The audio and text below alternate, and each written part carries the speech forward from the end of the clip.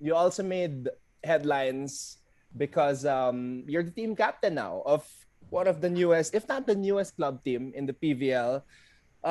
Kindly confirm the name because I saw two names online. There's Peak Form and UAC, Unlimited Athletics Club Power Hitters. Okay, so it's UAC Unlimited Athletes Club, Athletes. and it's Lady Spikers. I think Power Lady Hitters Spikers. are PLDT, Okay, okay, so okay. Lady Spikers. So And it's then an yes, Unlimited Athletes Club, yeah. Lady Spikers. Lakas Okay. makasamgyupsal, 'di ba? Unlimited for 399, guys. Okay. Yeah, but it's UAC Lady Spikers. All right. And How did then this development come to be? initially we were called Peak Form. Uh-huh. But then, peak form kasi is, for those of you who don't know, it's a rehab facility for treatments, PT sessions, and all that. So initially, they were our sponsors, but then they wanted to support more teams. So now it's UAC Lady Spikers powered by Peak Form because there are other teams that will also help out, like I think Balipure, Army, ganyan. And I think they are working on a project na magtatayo sila ng rehab center na branch near San Juan or in San Juan Arena na free yung mga players doon. I'm not sure if nag-materialize na ba siya or has it started, but I think may ganong plan na free lahat. So I think it won't look good if they just if one team just carries their name. So ang nangyari, we turned into a club. So to give you guys an idea, it's more like the UVC before. So because right now we don't have like a brand or a corporate sponsor, this is just Yeah. from a person who personally wanted to help us out because our team came from the players came from the teams that have been disbanded because of the pandemic. So he wanted to give us jobs. He made a team. Kaya ngayon club kami. But then, if mga sponsors dyan, baka magpalit na naman tayo ng pangalan. Pasok mga sponsors! No, because honestly, it's super, it's super hard. Like in a marketing perspective, it's super hard to get a sponsor right now because it's the pandemic. The league kept on moving, so Mm. the assurance, so hats off also to those teams who were able to sustain and are still sustaining their own, club teams. It's hard.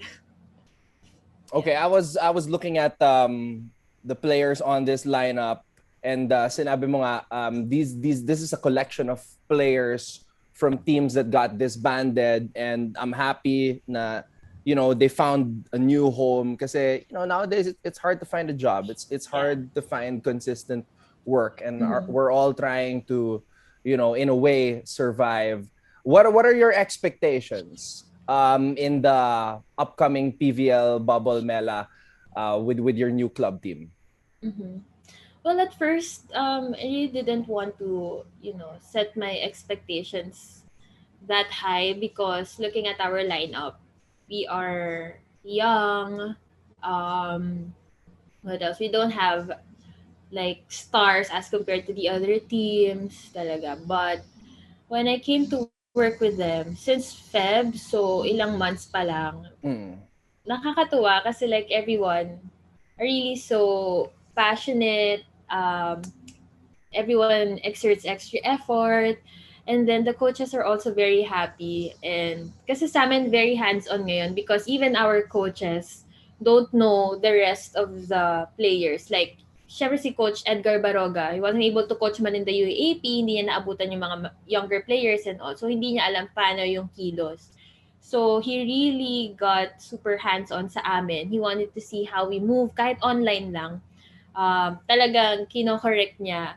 And then, syempre, for 2 months, ganun ginagawa namin. When we got into face-to-face training a couple of weeks back before the ECQ, ang ganda ng galaw, nagulat din ako talaga. I mean, although we are training in batches because, Gab strictly implemented the five-man per batch na protocol. Mm. Pero like, yung galaw, it wasn't was what I was initially expecting. So I guess hats off also to our coaches, conditioning coaches, and of course our head coach for really, taking time to train us online. Mm. Kasi nag-pay off siya. I feel like to me, nag-pay off talaga siya. So, siguro, come PVL bubble, I'm not expecting to win games agad. Of course, we're new. We're not as, as gelled as the other teams who've been playing together for years. We don't have national players in our team like how Petrogas acquired a couple of national team players and all that. So we're not a superstar lineup and we're not expecting to beat those superstar lineups. But syempre, pag mananalo, wow, thank you Lord. Pero alam mo yan, I just expect it to be not as easy as others might think na, UAC lang yan. Yun yung parang ayoko mangyari. So, we're really working hard right now to, alam mo yun, be at par kahit papalo sa liga na makasabay kami kahit bago. So, yeah. All right. I can only imagine, like, if you're a professional athlete, tapos yung way lang para maging in shape kayo is online, di ba? So, sobrang hirap nun. Like, you have to dig deep to find self-motivation, Yes. di ba? Whew. So, I mean, for my last question, Mela, for my last question, yun nga, all the training is online, and then if ever you get back on the court, it's just 5, Yeah. diba? And kulang pa yon for volleyball. So I want to ask you, Mela, kasi ang pangalan ng team mo, United Athletes Club Lady Spikers, powered by Peak Form. So, nasa peak form na ba si Carmela Tunay? Anong tunay? Ay, taray. Pwede ba maging co-host si ano? Nasa peak form na ba ako?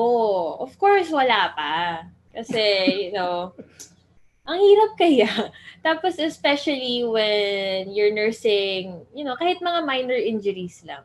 Kasi ako, meron ako sa shoulder, but it's not as serious naman.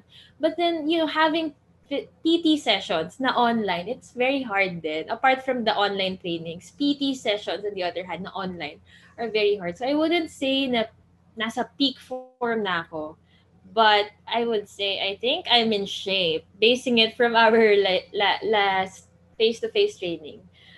Yung hesitation ka talaga is my shoulder. Pero like, what do you call this? Endurance, I think the other aspects of or siguro adrenaline lang yun sa sobrang tagal namin di nag-court training. Tapos nung nag-court kami for, 2 weeks, parang ang gaan. So, semi-peak form. Okay na ba? Semi-peak form. Can you take that na? Semi lang.